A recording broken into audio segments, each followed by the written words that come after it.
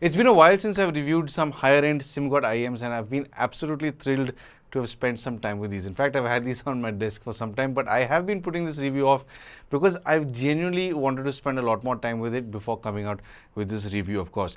Thank you to the folk at Simgot for making this review possible by sending me this demo unit. All thoughts and opinions are my own. So let's jump straight in with how these are built and how the unboxing experience is. Well, honestly, in typical Simgot fashion, it comes in a very fancy looking box with everything you need in it. When you first take off the very nicely printed outer sleeve, you are greeted with the inner part of the box that of course has their motto, which is salute to art and science on the inside. Then of course you do get the IEMs in the box. You also do get a very familiar looking carry box, which is just like the one you get with the EA1000 that I reviewed a few years ago. And you also do get a whole lot of things within the accessory box as well. You are going to get the literature, of course. You do get an extra set of tuning nozzles, which are gold. And you also do get a little metal plate with 4 other nozzles. Each of these are pairs, of course. So they are tuned to be paired. So whenever you do swap between them, you'll want to make sure that you use the same pair that is matched to the other. Now, this does leave you with a total of 4 different tunings, which makes this a very interesting spread of different kinds of sounds you can listen to from one set of IEMs. Now, not only do you get these tuning nozzles you can play around with for the sound, but you also do get a few filters you can play around with as well to put into the different nozzles. You also do get these little rings that you can match to the kind of nozzle that these are. And over and above this, you do get a whole lot of ear tips as well. Now, these ear tips also do contribute towards slightly different sound depending on what kind of genres you are listening to. So it's best if you spend your time with this and really figure out what tuning nozzle suits you best along with the ear tips as well. Now, this list of accessories doesn't just stop here. When you open the carry pouch, you will be greeted by a 4.4 mm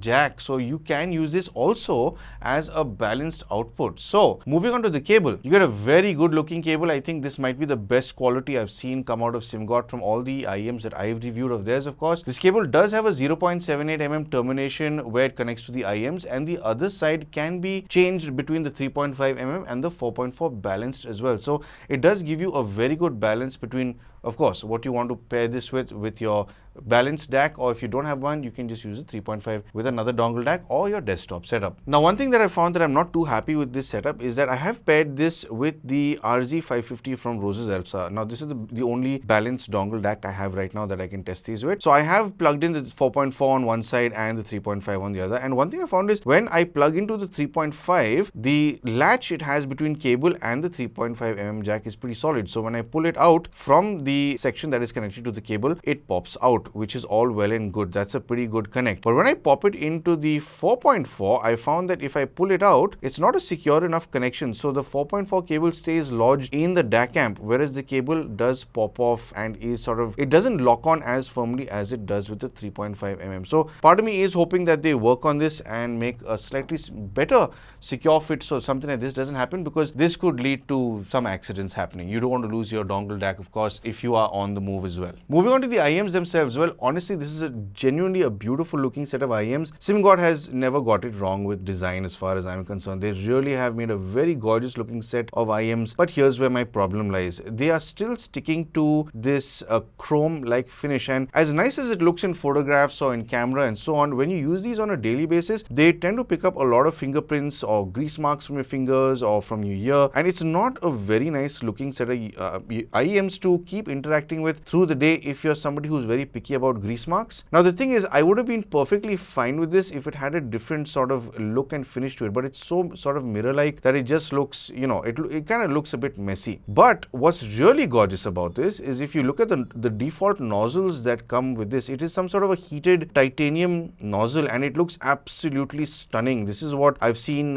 some high-performance bikes exhaust look like, and it genuinely looks really gorgeous. If the rest of the IEM looked like this, I think I'd be okay with fingerprint marks or grease marks, but it doesn't. But yeah, this nozzle in particular is genuinely the best looking nozzle I've seen out there. The only real negative I'd say is that I can't look at this while I have these in my ears, because it is absolutely stunning to look at how gorgeous these look up close and personal. Now, the IEMs do have a standard design when it comes to what Simgot has been up to. It does have a few venting ports on the top. top next to the where the 0.78 mm connector is, and then on the inside as well. So these are definitely breathing ports. Much like when you let a speaker breathe, it does open itself up a little bit better. I presume they've done it for that. And it of course does have this little screw on the outside. I like it that it has that little touch of gold to contrast the chrome finish. But yeah, all in all, it is a nice looking set of IEMs, but I do wish it had a slightly different finish. Moving on to the comfort of these, well, there's something that I don't like, in fact. The ear loop that goes around your ear, I wish was a little bit more fitting. It's not as taut as I'd like. So usually when I wear these IEMs, it tends to sort of pop off the top of my ear, so it starts feeling uncomfortable, but that's just the cable. When it comes to the IEMs, I found myself, there are times when I do struggle with the placement of these, and I found that some other Simgot IEMs as well, and maybe not just Simgot IEMs, but a lot of other IEMs as well, are very sensitive to how they sound in the lower frequencies, especially depending on how far in your ear or how much further out they are. So this of course does have its variations, which I'll talk about in the chapter about sound. But yeah, overall on a comfort front, these are pretty comfortable once you get the correct ear tips, of course, once you get the correct nozzles fitted that are right for you. I think this is a very comfortable set of IEMs to wear. Of course, keep in mind these are a metal finish, so if you are in a cold place and you wear them for the first time, these will be cold to the touch in your ear until of course they warm up to your body temperature. So that is something small to keep in mind. On a sound front, this does come with two different drivers. Now I'll read this out to you because it is a mouthful.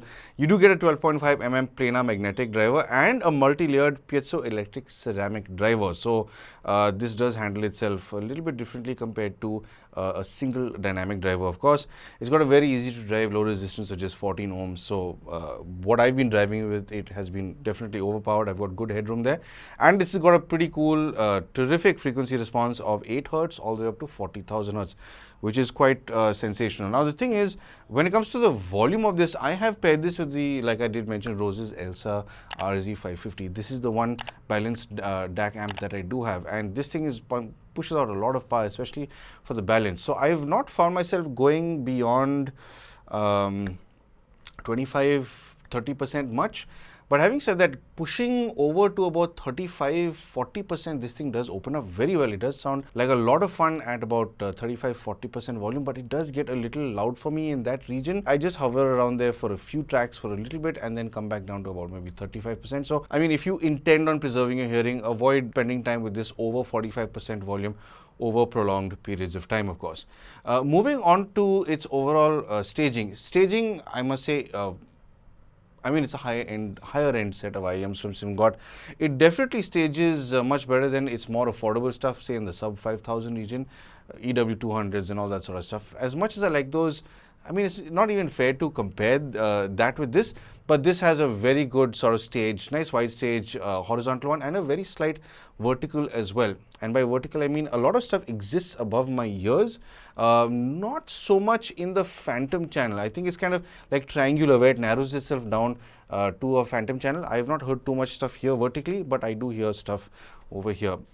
Granted, of course, you do play good recordings, of course. Imaging wise, it's pretty good. I mean, it does what it has to do. A set of IEMs at this price range, if it's not crisp and clear with its imaging, I mean, what is it even doing sitting in this price range? This does a very good job of, you can isolate pretty much anything you want in the, you know, whether you're listening to classical, you're listening to some funk music, or you name it, anything you throw at this, provided it is a good recording, you can listen to it. Now, it is a transparent sounding set of IEMs, but at the same time, when I say that, it's not too transparent. It is a little bit forgiving, because I have tried a few lower bitrate, or should I say more compressed audio tracks with this, and it didn't sound as bad as I thought. And by it didn't sound as bad, I'm talking about the track, because some IEMs are a little too transparent, so you can't even enjoy an MP3 file, or you know, something that's not like a FLAC, or even if you move away from Apple Music and do something with that kind of stuff, it's not as clear. So I have found myself wanting to shift over to my desktop setup with this, and I do that with very few IEMs. In fact, there are very few IEMs that call for better equipment. This does that. So yes, it is transparent to the extent where, you know, you can tell how good or bad a recording is. DAC amp was kind of difficult to do, but yeah, I'd say definitely if you can pair this with better hardware, the IEMs will thank you. Moving on to its timbre, well, this is a very sweet sounding set of IEMs, especially when it comes to acoustic stuff. I find that a lot of the acoustic, simpler music that I've thrown at it, it's definitely very happy to reproduce that. It's very true to guitars, flutes, trumpets, purely acoustical stuff. The minute you start throwing electronic stuff, I mean, it's not that it's not fun to hear, it's a lot of fun to listen to, but I suppose it depends on your taste as well. If you are somebody who prefers listening to, you know, electronic stuff, you might prefer that tonal quality than I do, but I really like how this handles anything acoustic, and I genuinely feel that it's got a very good sort of presentation of giving you the truest form that it is able to with the setup that it has, of course. And moving on to its highs, mids and lows, I'm not going to go into too much detail here because they have basis of the hum and tuning. I think, I forget which one they follow, but Simgot, I mean, they've got it right. The highs are elevated with recessed mids and, well, elevated lows. The highs are nice and supple. It's not aggressive. It's not going to rip your ears off. I've yet to find or hear a set of Simgots that do that. I've heard other IEMs from other brands that do that, but not Simgot. They've got a very sort of supple approach towards tuning the higher frequencies. They kind of do it just right. This does a very good job of, you know, anything crisp, shimmers, reverb bouncing off any cathedral walls. I remember listening to a track, Amazing Grace. I'll try and leave it down below. It sounded absolutely beautiful with this. And I think that in part is thanks to that frequency response that it has. Not that I can hear 40,000 hertz, but because it has that headroom, it can handle stuff in the 10 to 14, 15,000 hertz. That much better than a set of IEMs that have a cap at 20,000 hertz, of course. So the highs, I mean, no issue there. The mids, of course, are a little bit recessed, but it's layered very well. It does have very good detail, especially if you want to, you know, enjoy any acoustical instrument, or if you want to enjoy vocals over here. It's generally a very enjoyable listen. Lower frequencies are elevated, of course, and this surprisingly has very good extension. Now, what's tricky about this is you have to get the placement of the IEMs well in your ear. I did find that when I want to wear these for, you know, feeling secure so they don't fall out, and I cram them into my ears, the bass diminishes. It's definitely not as present as it should be. Now the thing is, once you find the correct, I'd say, nozzle and also the ear tip, and it sits right at the seal of your ear and not in, its bass response is quite terrific. It's got very good extension. In fact, if you're someone coming from, should I say, wireless earphones, you're watching the wrong review. These are not for you. There's no bloat with these, but it is beautifully defined in the lower frequencies, especially when it comes to classical music, operatic stuff. For that matter, even I've thrown some Dave Matthews at this, and boy, has it been really enjoyable. I've also thrown Wolfpack and Snarky Puppy at this. Now, the thing is with these tracks, you know, I've normally never liked this kind of music because it's very technical, and, you know, sometimes I'm not in the mood to listen to that. But here's the thing, this is why I didn't want to elaborate on the highs, mids and lows, because I wanted to elaborate on this. When I first heard this, I wasn't sure what these were trying to do, because this reminded me of two sets of IEMs I heard from Simgot. In fact, they sent me these a few years ago. This reminded me of the technicalities of the Simgot EA1000, which I still have and I still use. They are beautiful sounding IEMs. I genuinely like them. But somehow this makes those EA1000s feel like they're not good enough for technicalities. But it did remind me of that. This definitely does a better job for, you know, pulling out details, nuances in a truer form, that too. It almost makes the EA1000 seem as if it's a little too chirpy in certain frequencies. So technicalities, EA1000 check. The other set of IEMs that it reminded me of was the EM6L, and one big reason why I like the EM6L was because it had a beautiful sounding musicality to it. It had a sense of being, you know, it was that warm hug from your mom when you're not seen her for months on end, you know. So I loved the EM6L for that, for the musicality, and the EA1000 for the technicality. And this is a terrific smoosh of both of them. It's got a very good balance of both. And the thing is, I wasn't too sure if I wanted to put this in the review in these many words, because I genuinely wanted to spend more time with these IEMs because of how nice they felt. Very few IEMs have made me smile. Very few have genuinely made me want to go through a whole bunch of music, be it my FLAC files on my hard drive, or Apple Music was fine, but I felt it didn't cut it because he's going to handle more. So I was using a lot more FLAC files, of course. And the thing is, I just wanted to keep listening to music, and there are very few sets of earphones or headphones or IEMs that do that. This is one of those. So honestly, just for that, I'd say this is a terrific achievement from Simgot. They've definitely spent a lot of time doing this, and it's been an absolute surprise. I was not expecting something called the ET142 from Simgot. They've had the EA series, they've had the EM series, and so on, the EW, all that sort of stuff. So this has just come out of nowhere, and they've done an absolutely terrific job. Now, when it comes to those nozzles, let me just mention about those nozzles. That again is a whole bunch over my head. So let me just read it out to you guys. Yeah, so here's the 4-nozzle tuning, and I'm reading this out. I don't remember this stuff off the top of my head. So the blazed titanium nozzle, the one that I found absolutely gorgeous. It comes with a transparent silicone ring on it, of course, and this is tuned for extended treble and airiness for classical and instrumental focus. Love it. For the kind of music I listen to, it does a very good job with this. The next one is the gold-plated copper nozzle with yellow silicone ring. This is tuned to have a warm and balanced tuning. It's perfect for versatile listening, which is what they say. Yeah, I mean, it's a fun listen. I kind of do lean a little more towards this with certain genres, and the blazed titanium for different genres again. And then moving on, it does have the stainless steel red circle short tube nozzle. These are much shorter than the other two. This is a refined sound profile with enhanced clarity and precision.